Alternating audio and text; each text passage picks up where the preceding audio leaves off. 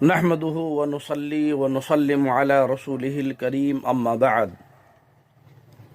فأعوذ بالله من الشيطان الرجيم بسم الله الرحمن الرحيم فصل لربك وانحر آمنت بالله صدق الله العظيم اللهم صل على سيدنا مولانا محمد معدن الجود والكرم وآله وبارك وسلم۔ اللہ تبارک و تعالی نے قرآن مقدس میں قربانی کا حکم دیا۔ یقیناً قربانی بہت ہی پیاری اور انتہائی اچھی عبادت ہے کہ انسان قربانی کے ذریعے بے شمار نیکیاں اپنے نامہ اعمال میں درج کرتا ہے۔ اس لیے قربانی کرنے میں غفلت اور سستی سے کام نہیں لینا چاہیے، بلکہ خوشی خوشی اس پیاری عبادت کو انجام دینا چاہیے۔ قربانی حضرت ابراہیم علیہ الصلاۃ والتسلیم کی سنت ہے جو اس امت کے لیے باقی رکھی گئی، اور اللہ تبارک و تعالیٰ نے نبی کریم صلی اللہ تعالی علیہ وسلم کو قربانی کرنے کا حکم دیا۔ چنانچہ اللہ تبارک و تعالیٰ نے ارشاد فرمایا فَصَلِّ لِرَبِّكَ وَانْحَرْ، اے محبوب تم اپنے رب کے لیے نماز پڑھو اور قربانی کرو۔ قربانی ایک مخصوص عبادت ہے اور انتہائی پیاری عبادت ہے۔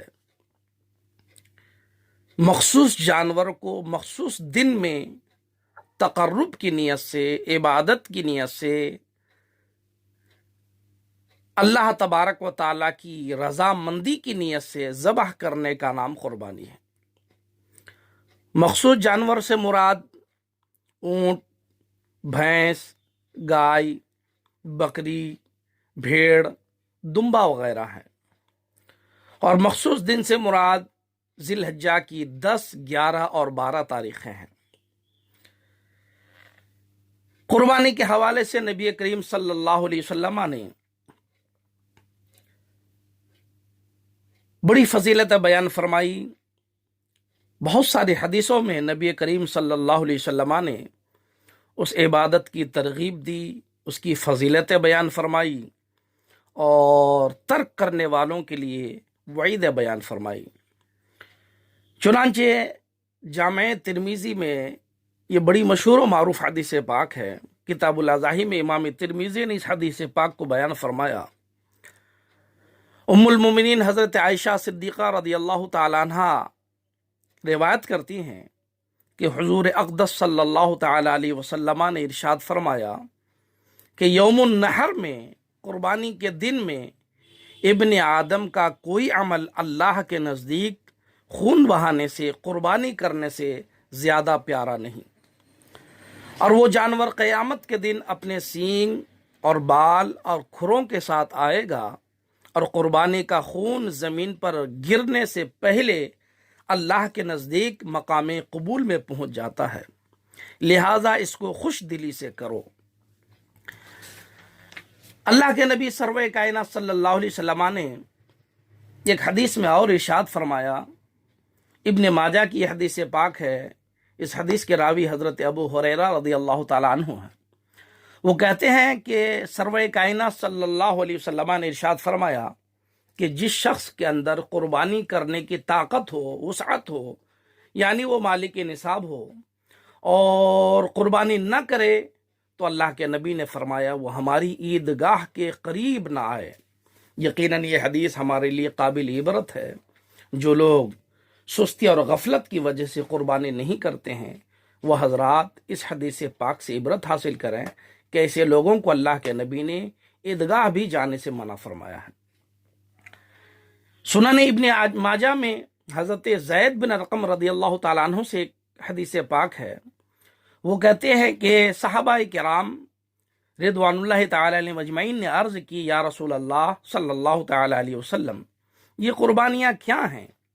آقا نے ارشاد فرمایا کہ تمہارے باپ حضرت ابراہیم علیہ الصلاۃ و تسلیم کی سنت ہے۔ لوگوں نے عرض کی یا رسول اللہ صلی اللہ تعالی علیہ وسلم، ہمارے لیے اس میں کیا ثواب ہے؟ تو آقا نے ارشاد فرمایا ہر بال کے مقابل نیکی ہے۔ پھر صحابہ نے عرض کی کہ اون کا کیا حکم ہے؟ آقا نے فرمایا اون کے ہر بال کے بدلے میں بھی نیکی ہے۔ اس سے آپ اندازہ کر سکتے ہیں کہ اس قربانی میں کتنی نیکیاں انسان اس قربانی کے ذریعے حاصل کرتا ہے کہ جانور کے ہر بال کے برابر اللہ تبارک و تعالیٰ نیکی عطا فرماتا ہے، اور ایک جانور کے بدن میں کتنا بال ہے انسان اس کو شمار نہیں کر سکتا۔ صحیح بخاری شریف کی یہ مشہور و معروف حدیث جس کے راوی حضرت برا بن عازب رضی اللہ تعالیٰ عنہ ہے، وہ فرماتے ہیں کہ نبی کریم صلی اللہ علیہ وسلم نے ارشاد فرمایا سب سے پہلے جو کام آج ہم کریں گے وہ یہ ہے کہ نماز پڑھیں، پھر نماز پڑھنے کے بعد قربانی کریں گے۔ جس نے ایسا کیا اس نے ہماری سنت کو پا لیا، اور جس نے پہلے ذبح کر لیا وہ گوشت ہے جو اس نے پہلے سے اپنے گھر والوں کے لیے تیار کر لیا، قربانی سے اسے کچھ تعلق نہیں۔ اس حدیث کا مطلب یہ ہوا کہ نماز عید الاضحیٰ کی ادائیگی سے پہلے قربانی نہیں کرنا ہے۔ اگر کسی نے نماز کی ادائیگی سے پہلے قربانی کر لی تو اس کی قربانی نہیں ہوگی۔ اس حدیث پاک کے آگے میں یہ ہے کہ حضرت ابو بردہ رضی اللہ تعالیٰ عنہ نے جب یہ حدیث پاک سماعت کی تو آپ کھڑے ہوئے، اور حال یہ تھا کہ آپ پہلی ذبح کر چکے تھے،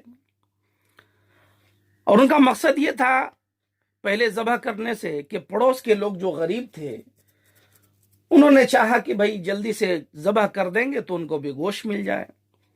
اب جب یہ حدیث پاک انہوں نے سنی تو عرض کی یا رسول اللہ صلی اللہ علیہ وسلم، میں تو پہلے ہی قربانی کر چکا ہوں نماز سے پہلے، اب کیا ہوگا؟ اور میرے پاس اب کوئی بڑا جانور بھی نہیں ہے، البتہ میرے پاس 6 مہینے کا بکری کا ایک بچہ ہے، تو حضور آپ اس سلسلے میں کیا ارشاد فرماتے ہیں؟ نبی کریم صلی اللہ علیہ وسلم نے اپنا خصوصی اختیار استعمال فرماتے ہوئے حضرت ابو بردہ رضی اللہ تعالیٰ عنہ سے ارشاد فرمایا کہ تم اسی بکری کے 6 مہینہ کا جو بچہ ہے اس کو ذبح کر لو، یہ تمہاری جانب سے قربانی ہو جائے گی، البتہ اب تمہارے سوا کسی کے لیے بکری کے 6 مہینے کا بچہ کفایت نہیں کرے گا۔ اصل میں اس سلسلے میں مسئلہ یہ ہے کہ جانوروں کی جو عمر ہے وہ یہ ہے کہ اونٹ کی عمر 5 سال، اور گائے بھینس وغیرہ کی عمر مکمل 2 سال، اور بکری کی عمر مکمل 1 سال ہونی چاہیے۔ اگر اس سے 1 مہینہ کیا 1 دن بھی کم ہے تو اس کی قربانی نہیں ہوگی۔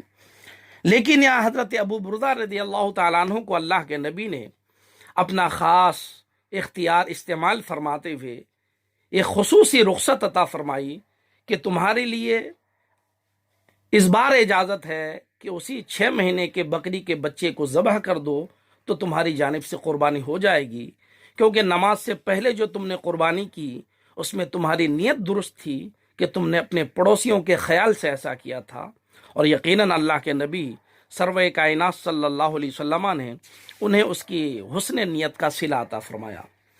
اس حدیث پاک سے یہاں ہمیں دعوت ملتی ہے کہ ہم جب قربانی کریں تو اپنے پڑوسیوں کا بھی خیال رکھیں، آس پاس کے لوگوں کا بھی خیال رکھیں، ان تک بھی گوشت پہنچائیں تاکہ وہ لوگ بھی خوشی خوشی عید کے اس مبارک تہوار کو انجام دیں اور ان کے بچے بھی خوشیاں منائیں۔ قربانی سب کے اوپر واجب نہیں ہے، قربانی واجب ہونے کے لیے کچھ شرطیں ہیں۔ پہلی شرط مسلمان ہونا، غیر مسلم پر قربانی واجب نہیں ہے۔ دوسری شرط اقامت یعنی مقیم ہونا، اس سے اندازہ ہوا کہ جو مسافر ہیں ان کے اوپر قربانی واجب نہیں ہے۔ ہاں اگر مسافر اپنی جانب سے قربانی کر لیتے ہیں تو یقیناً اسے اس قربانی کا ثواب ملے گا اور کر ہی لینا چاہیے۔ تیسری جو سب سے اہم شرط ہے وہ ہے تونگری یعنی مالدار ہونا، مالک نصاب ہونا۔ یہاں مالک نصاب ہونے سے مراد وہی نصاب ہے جس سے صدقہ فطر واجب ہوتا ہے، وہ مراد نہیں جس سے زکوٰۃ واجب ہوتی ہے۔ یعنی حولان حول اس میں شرط نہیں ہے، بلکہ ان دنوں اگر کوئی نصاب کا مالک ہو جاتا ہے تو اس کے اوپر قربانی واجب ہے۔ مالک نصاب کون ہوتا ہے اور کن چیزوں سے ہوتا ہے، اس کے حوالے سے ہمارا ایک بیان دوسری کلپ میں موجود ہے، اس کو آپ حضرات سماعت کر سکتے ہیں۔ البتہ قربانی کے لیے مرد ہونا شرط نہیں، عورتوں پر بھی قربانی واجب ہے اگر وہ مالک نصاب ہے، جس طرح مردوں پر قربانی واجب ہوتی ہے۔ اسی طرح شرائط کا پورے وقت میں پایا جانا ضروری نہیں، بلکہ قربانی کے لیے جو وقت متعین ہے، مقرر ہے، اگر اس وقت میں سے کسی بھی وقت اگر انسان مالک نصاب ہو گیا تو اس کے اوپر قربانی واجب ہے۔ مثلا ایک شخص قربانی کے ذی الحجہ کی 10 تاریخ میں مالک نصاب نہیں تھا تو یقیناً اس دن اس کے اوپر قربانی واجب نہیں تھی، لیکن وہ 11 تاریخ میں یا 12 تاریخ میں مالک نصاب ہو گیا، کہیں سے اس کے پاس مال آ گیا، تو یقیناً 12 تاریخ میں چاہے وہ مالک نصاب ہوں یا 11 میں ہوں تو اس کے اوپر قربانی واجب ہے، کیونکہ وقت کے اندر وہ مالک نصاب ہو گیا ہے۔